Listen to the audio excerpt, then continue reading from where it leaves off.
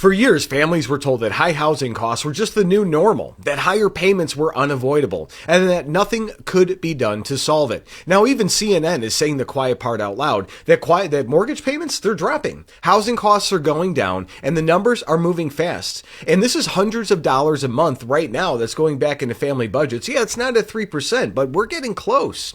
But the question is simple. Do you think this turnaround happens by accident or by leadership? Let me know your thoughts in the comments, because what you're about to see explains why the housing conversation just changed and why some people really don't want you paying attention right now. But we're going to go ahead and break that down. My name is Tom. I'm with the Daily Beltway, and I'm also a White House correspondent for the Next News Network. And today we're talking about housing, affordability, and a shift Americans can actually feel.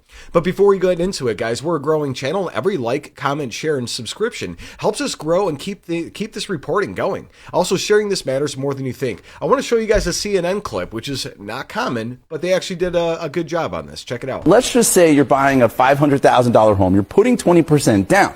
A year ago, your monthly payments were almost $2,700 for principal and interest. Now they're around $2,400. Now that might not sound like that much. It's about $260 difference. But over the course of a year, you're talking about $3,000 less in interest. Over the course of a loan, it's over $90,000. So that's huge, right? That's less money going to the bank, more for everything else in life. Now, all of this comes after the White House has really started to focus more on this issue of housing affordability, right? The president wants to ban large institutional investors from scooping up single-family homes. And significantly, he announced plans to have Fannie Mae and Freddie Mac buy $200 billion of mortgage bonds. And experts are saying that those efforts from the president, they're already helping to drive down mortgage rates, which, of course, is encouraging. Yeah.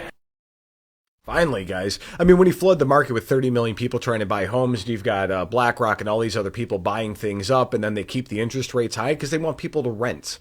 Anyways, we're going to get into it. So this follows declining mortgage rates, now dipping below 6% after sitting above 7 over almost 8% under Joe Biden. The average family, we didn't change, guys. The policy did. Housing affordability collapsed during the Biden years as inflation exploded and interest rates followed. The Federal Reserve raised rates aggressively, crushing buyers and freezing supply.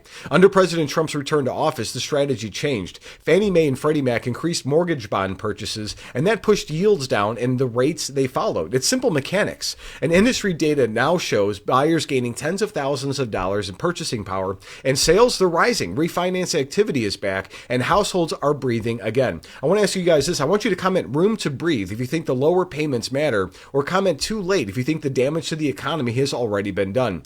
But this isn't just about housing.